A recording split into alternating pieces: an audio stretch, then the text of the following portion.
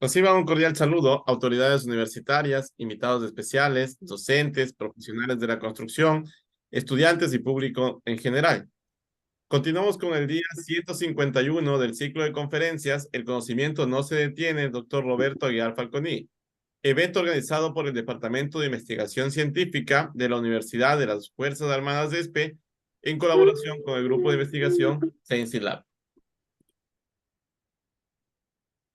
Como primer punto, damos paso a palabras por parte del doctor Roberto Aguiar. Buenas noches. Tengo el gusto de presentarles al doctor José Barros, a quien yo le conocí por su tesis de maestría que hizo en la Pontificia Universidad Católica de Santiago de Chile. Y recuerdo que José Luis Almazán me habló estupendamente de él, me habló muy bien. Entonces, en esa oportunidad me quedé con las ganas de pedirle que nos hable en una conferencia sobre la tesis de maestría. Después él nos dio una conferencia hace un año, puede ser tal vez, y realmente es un gran profesional. Hoy tenemos nuevamente otra conferencia del doctor José Barros, eh, que vamos a disfrutar mucho y vamos a aprender mucho. Doctor Barros, yo le agradezco por haber aceptado esta nueva conferencia y nuevamente retomamos hay mucha gente de todas partes que están ansiosos por aprender. Y sin más, les dejo muy amable. Gracias. Gracias, doctor Muy Aguiar. amable, profesor. Me Gracias. uno también a la bienvenida a José Barros, quien, como dijo el doctor Aguiar, ya nos compartió parte de su investigación. Realmente algo que en el país se requiere mucho, el tema de la mampostería en el comportamiento estructural.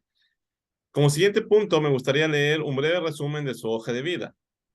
El doctor José Barros Cabezas es graduado de ingeniero civil en la Universidad Católica de Santiago de Guayaquil.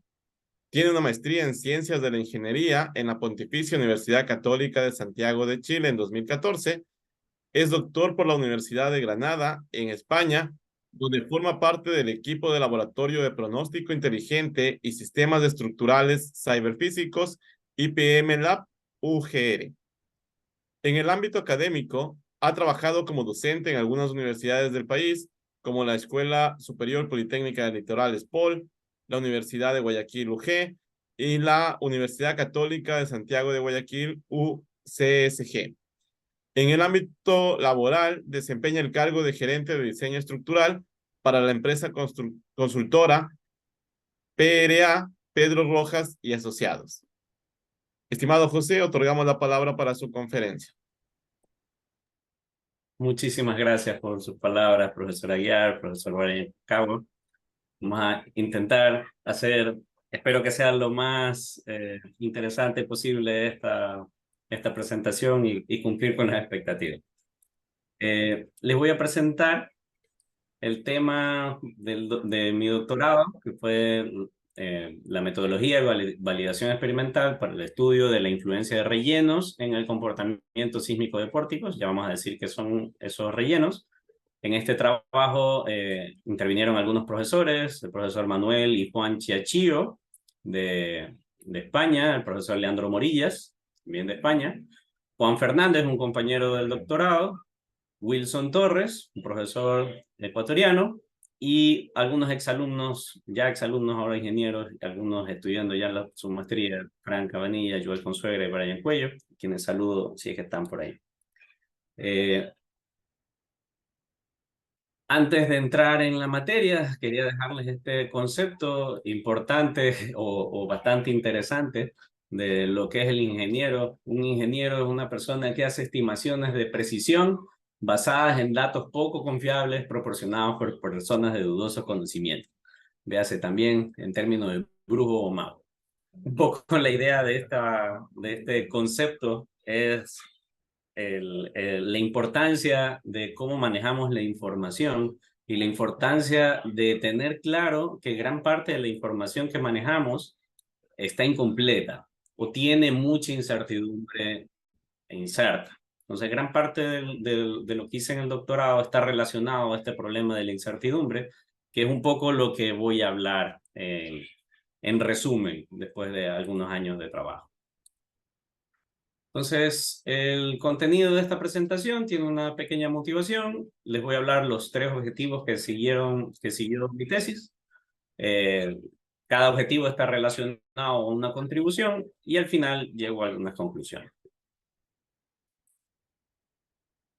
Muy bien, comenzando con la motivación. Primero es importante, tomando en cuenta que estamos aquí varias personas de distintos países, es importante definir lo que llamamos relleno. Para nosotros un relleno en mampostería es de la traducción literal del inglés, ¿no? El masonry infill, tiene que ver con un pórtico que puede ser de hormigón armado o de acero, al que después se le hace la pared. La pared que servirá de cerramiento, servirá de división interna. Esa pared estará hecha de bloques macizos, ya sea de hormigón, de arcilla, o pueden ser paredes con mampostería hueca, no necesariamente relleno, con grado o algún sistema adicional. ¿Ya? En general, bloques no reforzados que rellenan la zona del pórtico.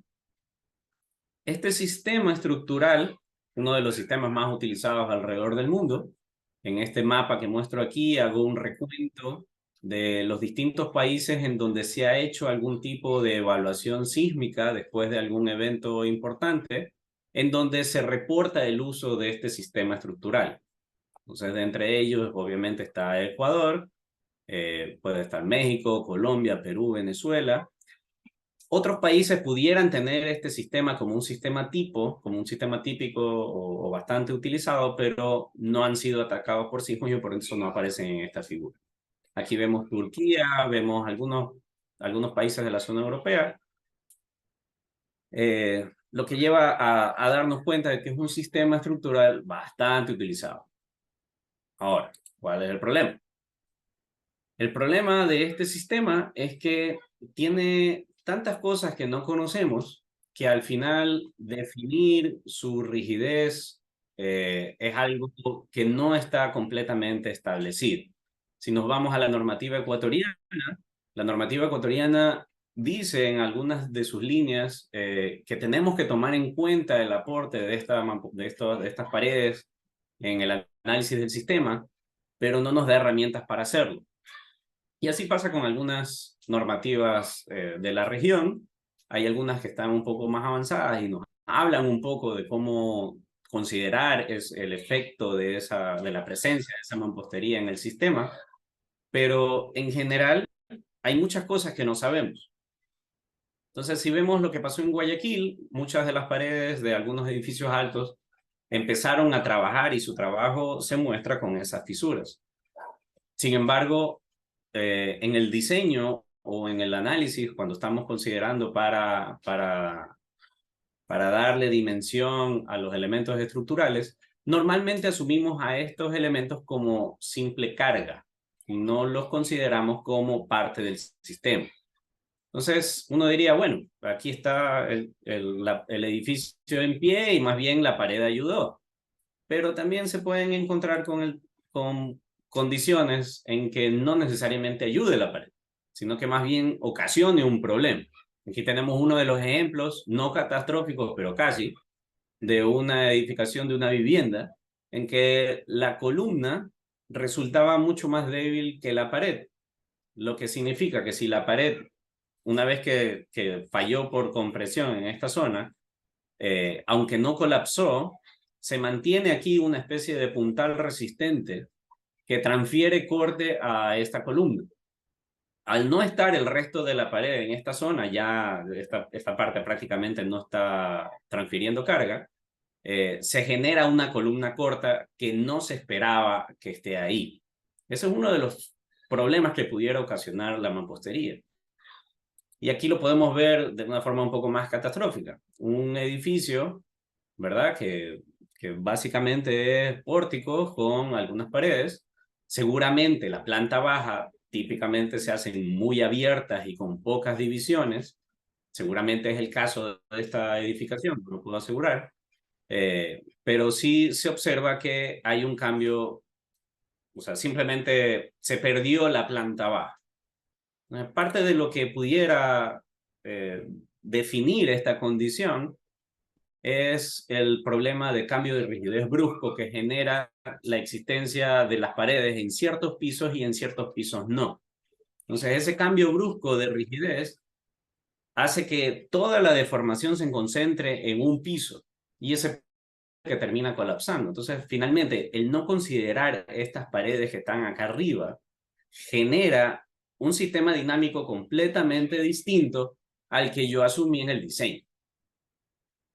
Entonces, la gracia de esto de aquí es que si ustedes cogen una foto de Guayaquil y jugaran a lanzar dardos, es casi seguro que van a encontrar un edificio con este sistema. Es muy raro que ese dardo vaya a caer en un edificio de muros o un edificio de otro sistema estructural que no sea pórticos reforzados, pórticos rellenos con mampostería. Entonces, bien, teniendo tantos edificios existentes en Guayaquil y en otras ciudades similares en Ecuador, lo siguiente, la gran preocupación que deberíamos tener es cómo evaluar para ver qué va a pasar en un evento, un posible evento sísmico de gran importancia. Para eso, la bibliografía, ya dijimos, las normas no nos dan herramientas actualmente para resolver este problema, entonces tenemos que ir a las publicaciones científicas, y eso nos muestran tres opciones. Tenemos los micromodelos, los mesomodelos y los macromodelos. Los micromodelos son, digamos, la mejor opción en el sentido de que los resultados se acoplan muy bien a resultados de ensayos, entonces se puede tener una alta capacidad de predicción. Sin embargo, son muy costosos. Entonces no va a ser muy fácil en una oficina de cálculo normal poder desarrollar un modelo de un edificio completo con este tipo de modelación numérica. Se vuelve demasiado, demoraría mucho tiempo y se necesitaría demasiada información, hacer un montón de ensayos. Eso haría tan costoso el modelo como la rehabilitación. Entonces, no resulta muy práctico. Una segunda escala de modelos serían los mesomodelos. Estos de aquí toman algunas suposiciones para hacer el sistema mucho más simple. En el micromodelo ustedes modelarán el bloque por separado, el mortero por separado y harán las uniones y se modela todo en mucho detalle. En el mesomodelo se asume un continuo tomando todo el sistema como si se comportara como uno solo. Entonces se simplifica un poco la modelación y la cantidad de datos que se necesitan para generar el modelo, pero aún así todavía sigue siendo muy complejo. Entonces, lo que apuntan las pocas normas que hablan de tomar en cuenta este sistema, por ejemplo, el AC41, que es para rehabilitación de estructuras, para evaluación y rehabilitación de estructuras, nos habla de usar macromodelos como este que está aquí.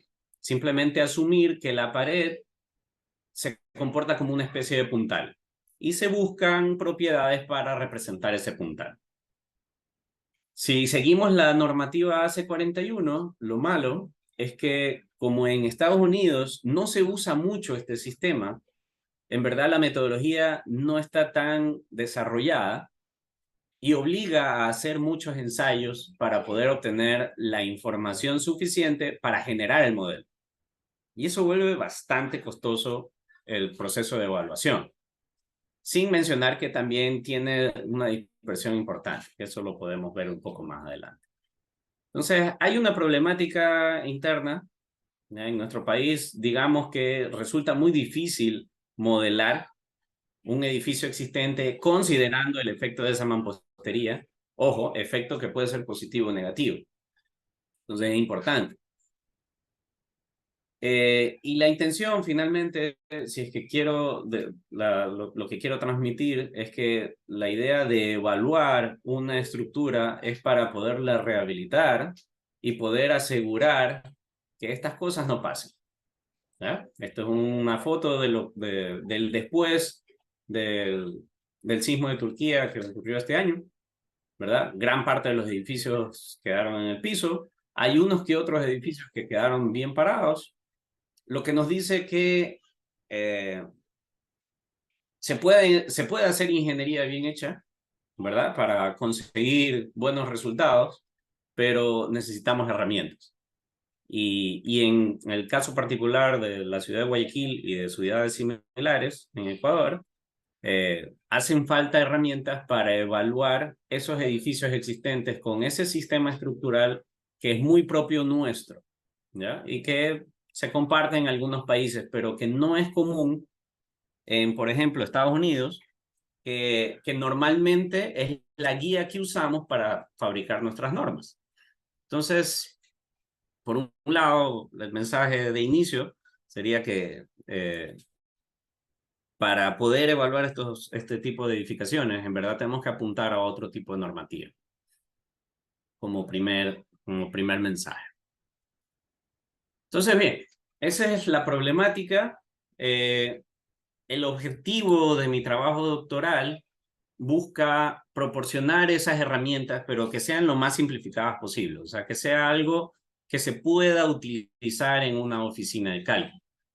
Entonces, la idea es que voy a tener un edificio existente cualquiera y haciendo ensayos, ojalá no destructivos, que sean económicos, basados con la información de geometría, con información fácil de recabar, yo pueda entrar a una modelación numérica, simplificada ojalá, y poder hacer la evaluación estructural. ¿Ok? Yo no llego a la rehabilitación, pero obviamente ese es el camino siguiente, más allá de lo que daba mi doctorado, buscar soluciones ya para las condiciones que encontremos. Entonces, esta es la, el scope, el objetivo general de este trabajo, del trabajo doctoral. En específico, les decía, el tema de las incertidumbres, entra primero la problemática de cómo abordar el problema de modelación si conozco a priori que hay muchas cosas que no conozco, valga la redundancia. Entonces, lo primero que vimos como necesidad es tener un algoritmo o tener una herramienta que nos ayude a generar el modelo que vayamos a utilizar, pero tomando en cuenta esa incertidumbre. Entonces ahí es donde entramos a los algoritmos bayesianos. No voy a entrar en mucho detalle para no aburrirlos, pero la idea del primer objetivo era desarrollar un algoritmo que permita utilizar esa metodología bayesiana en ingeniería estructural. Básicamente para un modelo con información de ensayos, que pueden ser de la bibliografía o ensayos que podamos hacer en sitio de un proyecto, se pueda buscar los parámetros del modelo que mejor representen esa medición hecha en campo, ¿ya? Entonces, esta es la primera parte, digamos, de mi tesis, fue generar esa herramienta. A ver, tengo una pequeña interrupción, disculpen.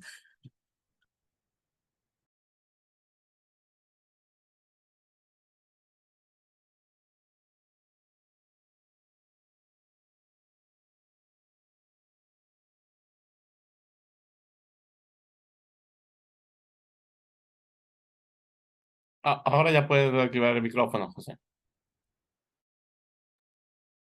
Perdón, que tengo a una de mis chiquitas que ya está en hora de dormir y ya me está reclamando.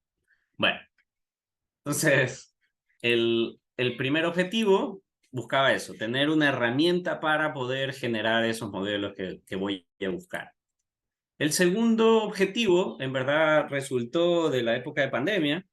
Tuve que cambiar un poco la forma que llevaba mi tesis y tuve que adaptarme a trabajar poco en laboratorio y más en oficina. Entonces, indagamos un poco en el uso de redes neuronales. En particular, utilizamos las redes neuronales bayesianas para obtener parámetros de modelación, ¿no? Ya les voy a contar un poco de esto más adelante. Y el tercer objetivo era lo que les comentaba, ojalá tener una metodología en que podamos hacer ensayos en sitio baratos, no costosos, para poder inferir de manera indirecta la rigidez que proporciona a la pared al sistema, ¿ya? Entonces, básicamente es una metodología semi-empírica, no destructiva, para predecir dentro de un cierto rango de error la rigidez en el plano que genera esa pared, ese relleno. ¿Ok? Entonces, ya entrando en cada uno de esos temas, en particular, primero con el primer objetivo específico, les comentaba esta metodología bayesiana para inferencia de modelos. Básicamente consiste en que yo tengo un modelo estructural. Ese modelo estructural va a estar sujeto a parámetros. En este caso muy sencillo de una columna en cantilever, los parámetros son esta rigidez, esto sería el módulo elástico, ¿verdad? Y también de la estimación se asume que esa columna existe en algún lugar y se está haciendo una medición. Entonces, el error que pudiera tener el aparato de medición se considera como un parámetro también. Entonces, el algoritmo busca dentro de un espacio, ¿verdad? O sea, tenemos estos parámetros θ1, que es este valor chi, que me dice cómo decae la rigidez de esta columna en el tiempo. Esto está pensado, por ejemplo, para el problema de los generadores de energía eólica, ¿ya? Que son hechos en base a materiales de fibras y estas fibras se degradan en el tiempo. Entonces buscamos con esta función evaluar esa degradación en el tiempo y medimos también el tema y se mide algún desplazamiento. Y esa medición está acompañada con un error que se la puede definir como una desviación. Entonces esos dos parámetros juegan en la definición de ese módulo elástico y eso lo puedo usar para comparar la medición hecha en campo. Entonces, yo sé que esos parámetros van a tener un rango de valores que les doy de inicio y entonces el programa, esos puntos plateados que se ven muy leves en el fondo, son las primeras estimaciones que hace. En un segundo paso, el programa busca un mejor espacio, unos mejores parámetros para explicar la respuesta, que es esa línea, esos puntos un poco más plomos, y cada vez se va poniendo más oscuro hasta llegar a ese campo dorado, ¿verdad? Que esa sería la respuesta que da este algoritmo. Este algoritmo no da el punto exacto, no es un algoritmo de optimización. El algoritmo de optimización me daría ese punto rojo que está ahí en la zona central de ese espacio dorado, ¿ya? El algoritmo que nosotros planteamos da un más menos. Nos da una idea de, en este espacio, en esta zona, más menos un poco, está la respuesta. Están los parámetros que mejor responden a lo que se ha medido en campo. De esa forma, podemos calibrar un modelo en base a mediciones realizadas en la estructura real, considerando también la calidad de medición que tengamos. Entonces el algoritmo lo pusimos a prueba, cogimos la base de datos que existe en PEER de columnas de hormigón armado, desarrollamos un modelo sencillo, es no lineal, de fibras, considera degradación cíclica, ¿verdad? Con el famoso hysteretic. Y lo que hicimos fue buscar los parámetros de este modelo, ¿verdad?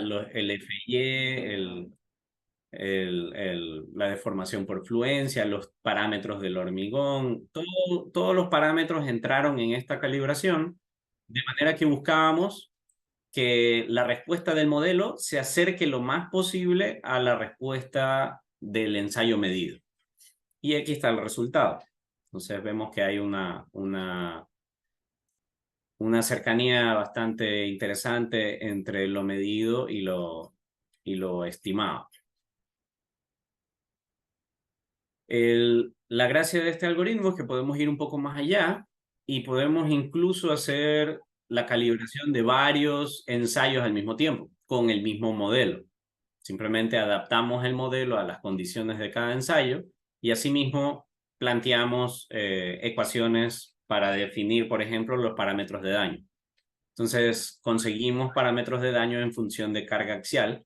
Estos 4 ensayos que elegimos fueron hechos por el mismo autor y lo único que cambiaban era el nivel de carga axial al que se sometía a la columna. Entonces, con eso sacamos unas ecuaciones que aproximaban los parámetros de daño de la histerética. Entonces, son algunas de las capacidades que da el algoritmo. Podemos ir incluso más allá y hacerlo en dinámico. Para aquellos que estén haciendo doctorado o estén haciendo investigación, les dejo esta página, es muy interesante. Está llena de ensayos de laboratorio hechos por otra gente y hay un montón de información que está para usar. Entonces, cogí un ensayo hecho en una universidad por el profesor,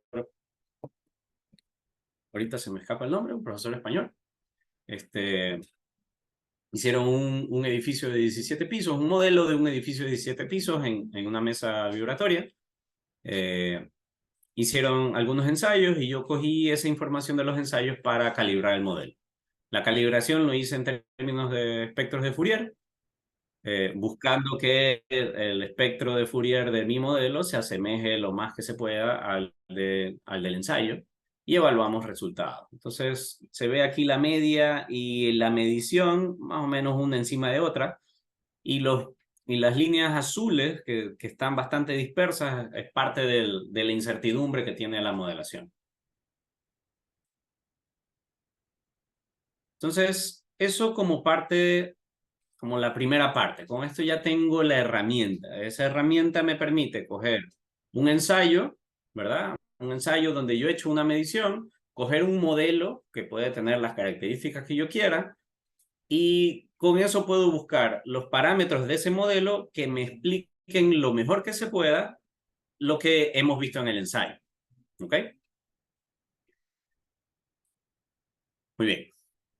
Me salto un poco al objetivo 2. El objetivo 2, como les decía, está un poco separado de la primera parte, en donde entramos a estudiar un poco el uso de las redes neuronales para esta problemática. Para esto armamos una base de datos de ensayos de mampostería. No hay muchos ensayos en la bibliografía, ensayos confiables con la información completa. Apenas hay, por lo menos yo encontré, hasta 85, si no me equivoco, que son los que formaron parte de esta base de datos para entrenar a la red neuronal.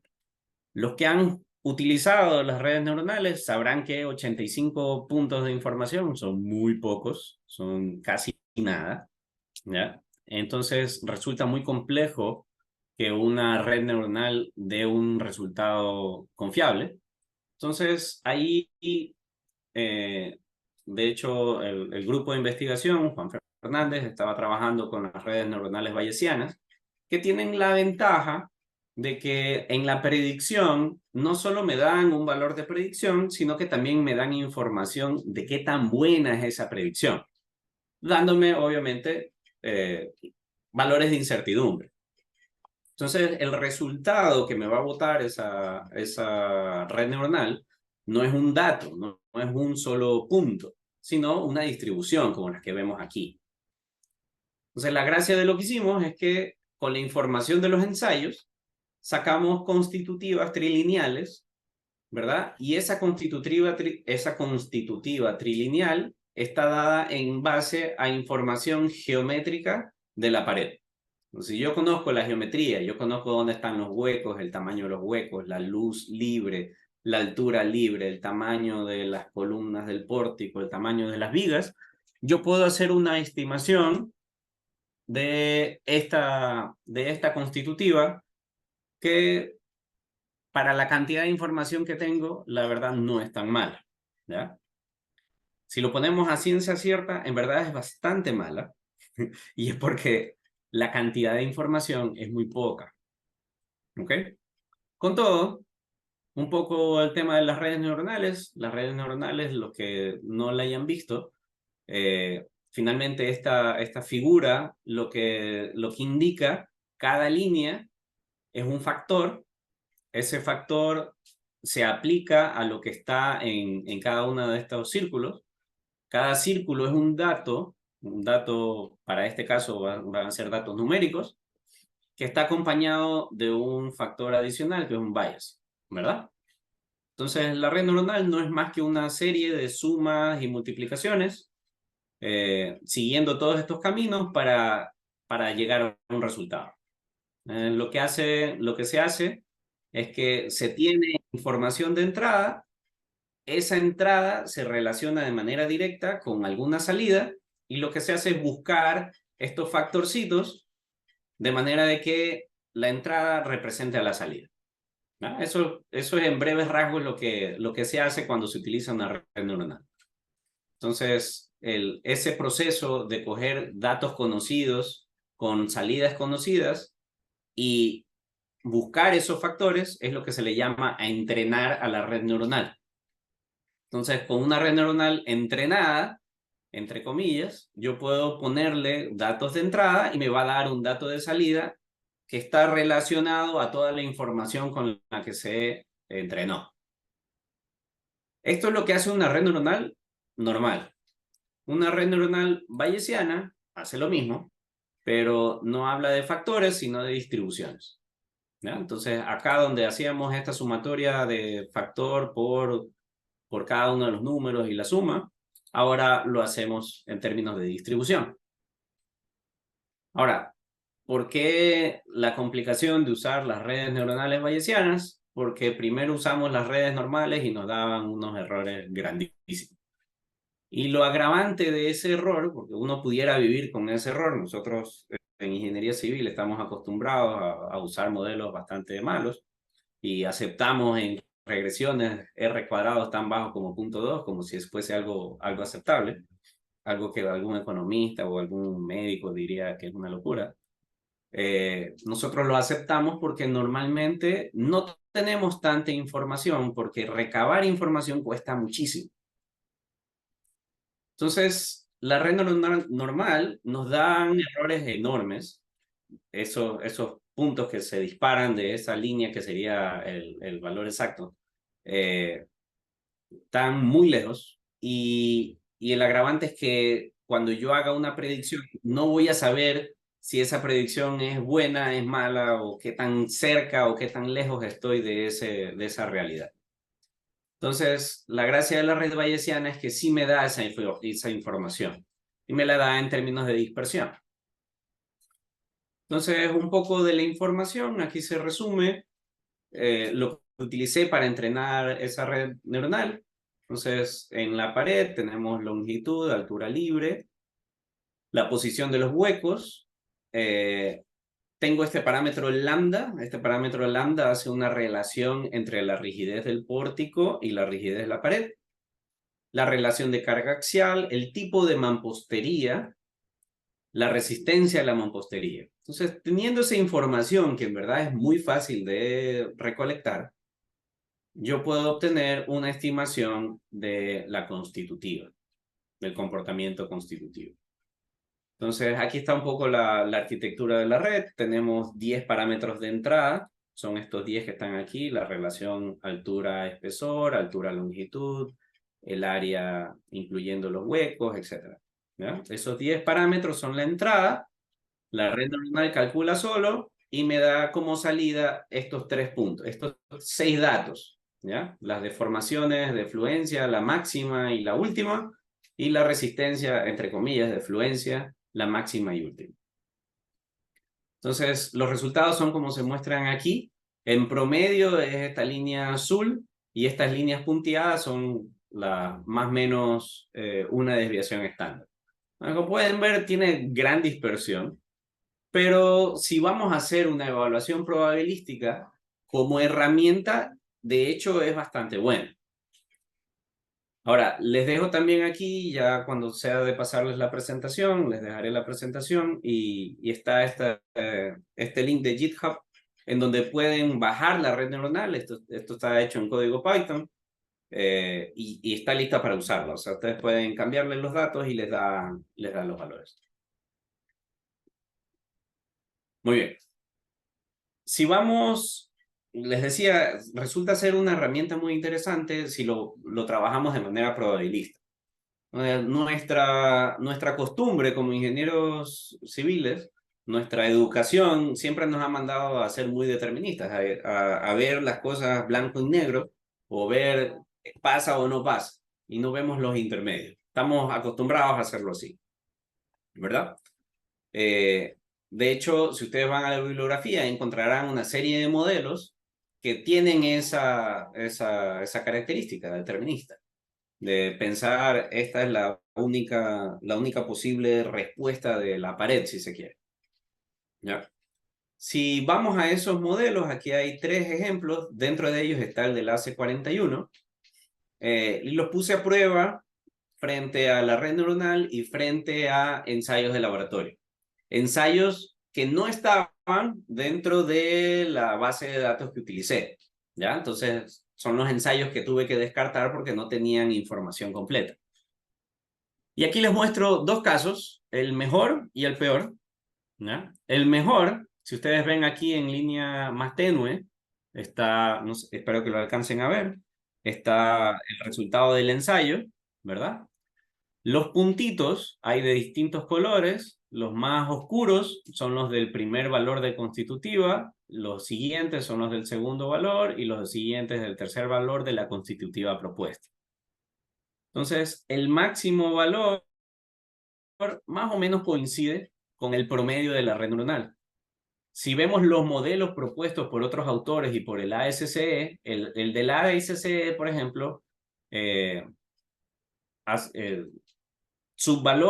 subestima la máxima resistencia y en cambio la capacidad de formación la asume prácticamente infinita. Y lo mismo ocurre con los otros modelos. Los otros modelos apuntan mejor a la resistencia última, a la resistencia máxima, pero la capacidad de formación la asumen demasiado grande. Si vamos a este caso de acá, la red neuronal es tan mala como los otros modelos. Los otros modelos asumen que la resistencia llega más allá de la gráfica. Mi red neuronal llega un poco más abajo, ¿ya? Pero sigue siendo mala. O sea, la respuesta de la estructura está por acá y mi red está por acá. Entonces no es tan buena para algunos casos. Sin embargo, si vemos los puntitos, ¿verdad? Que serían parte de esa incertidumbre que captura ese más o menos de la posibilidad de los resultados, vemos puntos que sí se acoplan un poco a la respuesta medida. Entonces, la gracia de usar esto es que te da ese plus de mayor información. O sea, por lo menos sabes, por lo menos tienes la certeza, perdón, tienes en la mente que ese resultado no es exacto, no es preciso, ¿ya? Va por aquí la respuesta no es 1, va más o menos por aquí, ¿ok? Entonces lo puse a prueba, no tenía, por desgracia, en ese tiempo un edificio para medir, pero lo que hice fue tomar un ejemplo numérico, lo modelé con los modelos existentes, lo modelé con el modelo propuesto, que es simplificado, en verdad no son más que resortes uno para cada tramo de pared. Y evalué, por ejemplo, el periodo estructural. Entonces aquí se ve el modelo bayesiano, el modelo propuesto por nosotros, da esta distribución que es máxima en más o menos 0.3 a 0.35 segundos. Los modelos deterministas nos daban un aproximado de 0.1 segundos de un periodo para un edificio de 3 pisos, ¿ya? Y si vamos a, por ejemplo, las ecuaciones empíricas del AC41, para este sistema propone esta fórmula enorme, y para esta estructura en estudio me daba 0.32. Tomando en cuenta que esta fórmula sale de medidas en campo, no sale de estimaciones numéricas. Esto digamos que es un poco confiable, entre comillas. Obviamente tendrá su dispersión, pero es una media aproximada, bastante buena, que casualmente se responde bastante bien con la media estimada por el modelo numérico propuesto.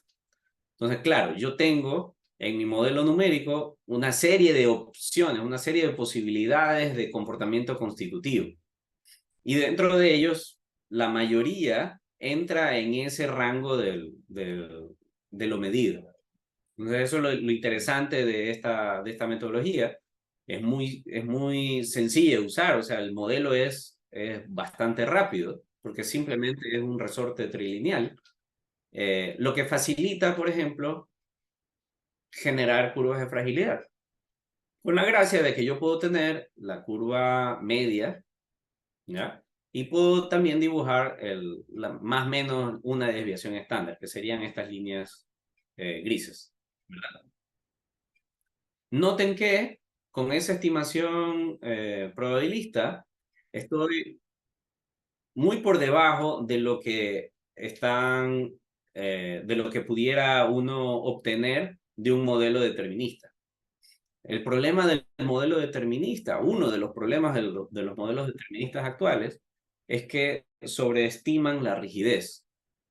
Y eso hace que en dinámico trabajen en teoría súper bien. Entonces, para llegar a la falla sucede que necesitamos 2 veces el sismo máximo considerado, y eso no es lo que se esperaría. Si vemos ahí esta foto del sismo del 2016 aquí en Ecuador, vemos que la probabilidad de falla de este sistema es alta, pero no tan alta, porque en una misma foto podemos tener, en este caso, 2 edificios, uno completamente en pie y sin ningún problema, y el otro tirado en el piso. Entonces, para ese sismo, no puedo esperar. Por ejemplo, si fuese una vez el sismo máximo esperado, no pudiera decir, tomando esta foto, que la probabilidad de excedencia o la probabilidad de colapso es del 1%. O sea, no tiene tanto sentido esta curva, es demasiado esperanzadora. Pero bueno, esa es la herramienta que salió de lado. La herramienta a la que más apuntaba es esta de aquí, que era el objetivo específico 3, que era proponer una metodología de ensayo no destructivo que permita estimar la rigidez del puntal equivalente. ¿Ok? Para esto, aproveché una característica que tienen las paredes de mampostería, las paredes rellenas, y es que su comportamiento en el plano y fuera del plano está interrelacionado, tienen una interacción. Y de hecho se ve en estos ensayos realizados por De Risi que cogieron 4 paredes igualitas, ¿ya? A la primera la sometieron a carga fuera del plano, es esta línea negra. A la segunda, primero le indujeron deformación en el plano y después la ensayaron fuera del plano. Y a la tercera un poco más y a la cuarta un poco más.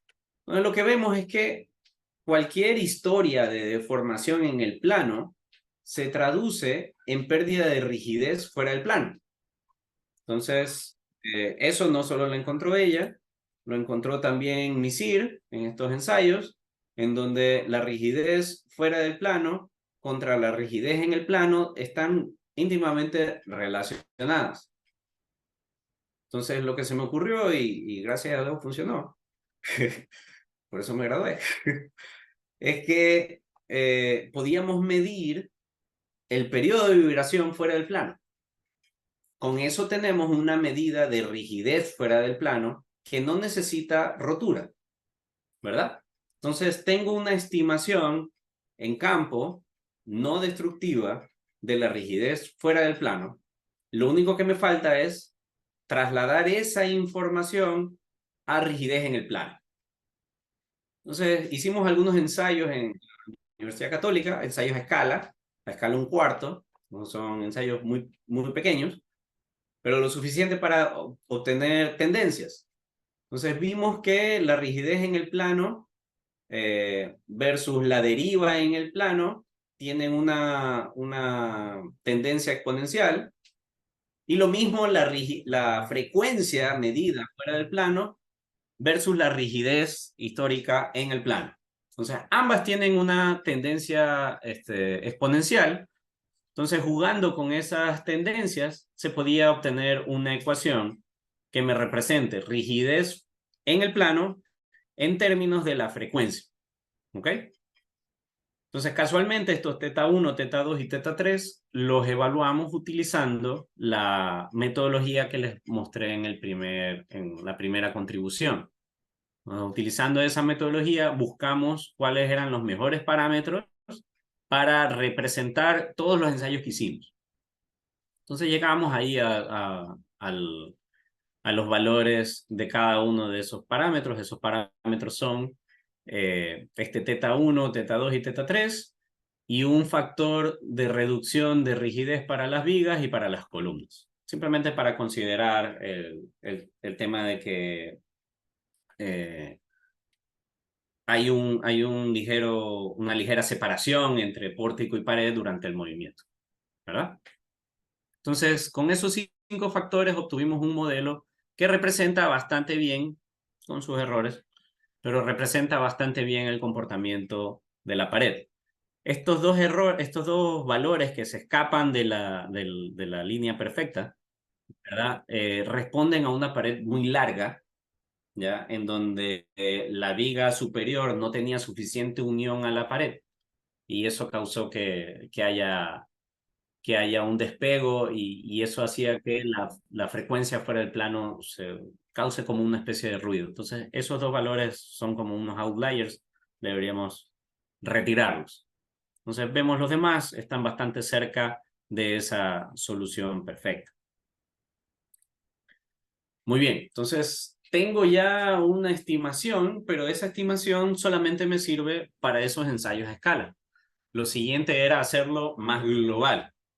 Para hacerlo global, ya que no podía hacer más ensayos porque no había plata, tocó hacer las cuestiones numéricas.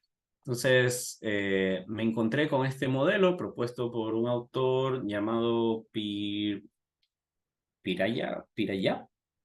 si no me equivoco, que es un modelo de struts, básicamente puntales que solo trabajan a compresión, son puntales en 3D, lo que significa tenemos puntales horizontales, en diagonal, horizontales, en diagonal, verticales, y etcétera, ¿verdad? Entonces, cada una de esas diagonales hay que calibrar su constitutiva para que represente el comportamiento del ensayo. Entonces tenía que representar no solo el comportamiento en el plano, sino también fuera del plano, por eso la necesidad de que sea en 3 dimensiones. Entonces lo calibré para uno de estos ensayos. Esto es un ensayo de un pórtico de hormigón con mampostería, que tenía la luz libre de 50 centímetros, 500 milímetros. Entonces lo calibramos para ese ensayo y utilizamos el modelo calibrado para comparar cómo se comportaban, cómo estimaba la resistencia de los otros ensayos, ¿sí? Vimos que más o menos funcionaba bien, entonces lo utilizamos para hacer un estudio paramétrico. En este estudio paramétrico incluimos las relaciones altura libre versus longitud libre, altura libre versus espesor, la resistencia a la mampostería y un factor de escala para poderlo llevar a dimensiones reales. Hicimos una serie de estimaciones para obtener estos factores. Entonces, estos factores modifican el modelo original para poderlo adaptar a otras condiciones más allá de las usadas en el ensayo. Todo esto está, ojalá, a futuro, no muy lejano, publicado en un artículo científico. Está en revisión todavía. Entonces, bien, tenemos ya ese modelo. La idea también era ponerlo a prueba. Entre las cosas que hicimos, se hizo uso de la mesa sísmica que tienen allá en la Universidad de Granada. Se hizo un ensayo de 3 paredes dinámico. Se hacían ensayos fuera del plano y dentro del plano con estas masas para tener información sobre el movimiento y tener la opción de poner a prueba esta metodología, entre otras cosas. Entonces, con la información de esas paredes, de ese ensayo, se calcularon los factores siguiendo la metodología propuesta. Con eso se obtuvo la rigidez en el plano, la rigidez, de nuevo, como todo está bayesiano, todo está con la metodología bayesiana, no es un solo dato, sino que es una distribución, y con esa distribución se pueden hacer las estimaciones. Se lo puso en comparación con uno de los registros de los ensayos. Ustedes ven aquí en rojo el resultado del ensayo, y en negro, no sé si alcanzan a ver, el resultado medio. Entonces, hay tramos en donde se comportan súper bien, hay tramos en donde se dispara un poco la respuesta. En parte hay que tomar en cuenta que el espécimen tiene comportamiento no lineal y el modelo que estoy usando es lineal puro, ¿verdad? Lo que vemos en azul, esa como franja azul, serían todas las realizaciones del modelo, considerando todos los posibles resultados de esta distribución. Entonces vemos que el resultado es bastante bueno, no es perfecto, ¿ya? De nuevo, como les decía, el modelo es lineal. Entonces, si hacemos el modelo no lineal y usamos asimismo la metodología bayesiana para hacer la inferencia de parámetros, hicimos con uno de los registros más leves la inferencia de parámetros y comparamos el resultado en extrapolación para los ensayos más fuertes. Entonces, la respuesta fue prácticamente representada. Lo que significa que con un modelo muy sencillo como este que está aquí, podemos representar un comportamiento tan complejo como el de la mampostería rellena. Basta con tener información y con esa información alimentar los modelos que vamos a usar, que esa es la intención de esta metodología propuesta. Entonces, bien, ya casi son 50 minutos. No sé si tengo un límite, pero intenté dejarlo por debajo de la hora para no aburrirlos. Entonces, termino rápidamente con las conclusiones del trabajo.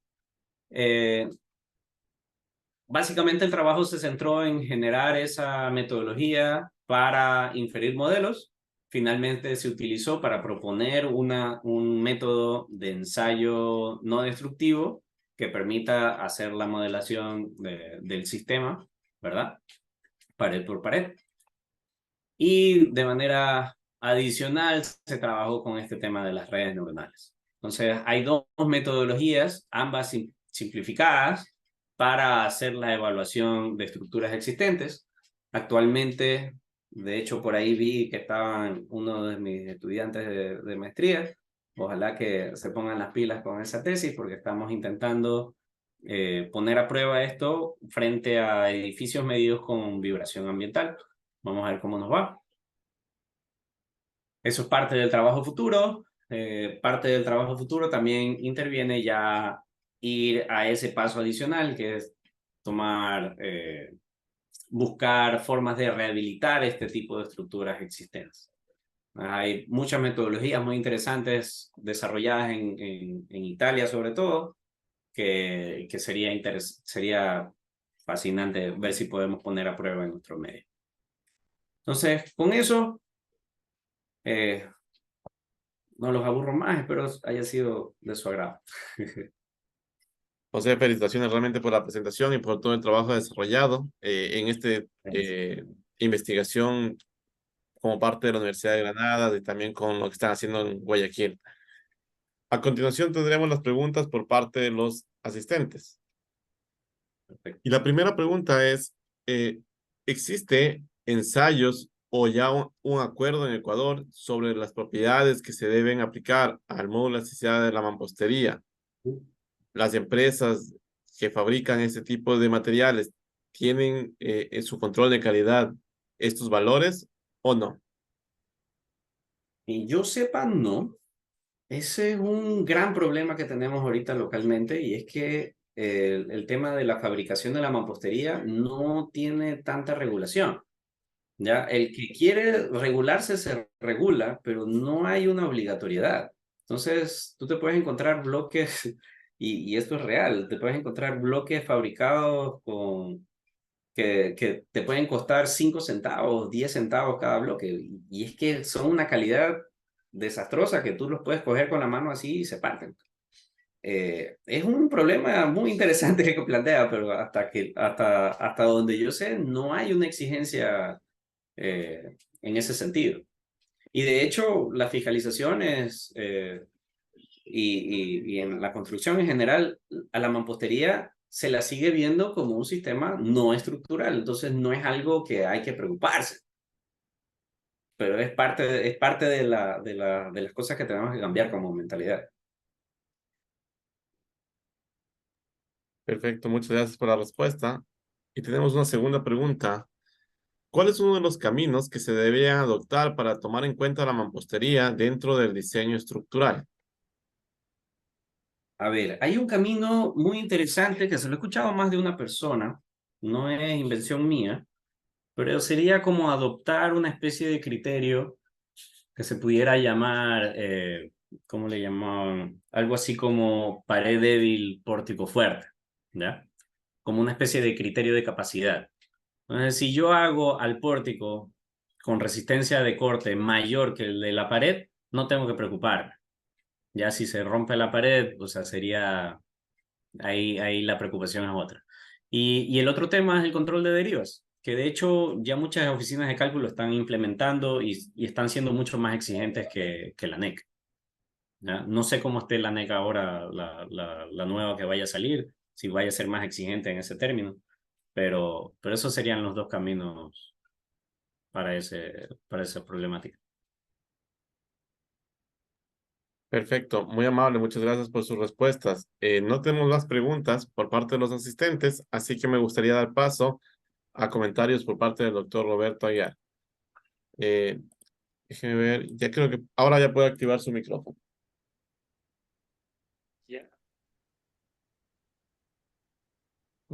Bueno, activé el micrófono, pero no pude activar la cámara. Bueno, muy Ella puede bonita activar la cámara si lo desea. muy bonita la presentación. Nos queda la, la interrogante de que seguir estudiando. Muy importantes sus avances.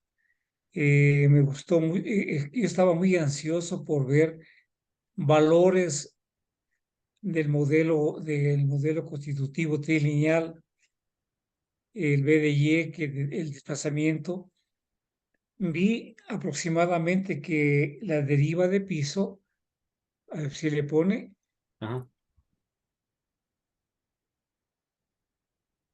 ahí está. En ese modelo,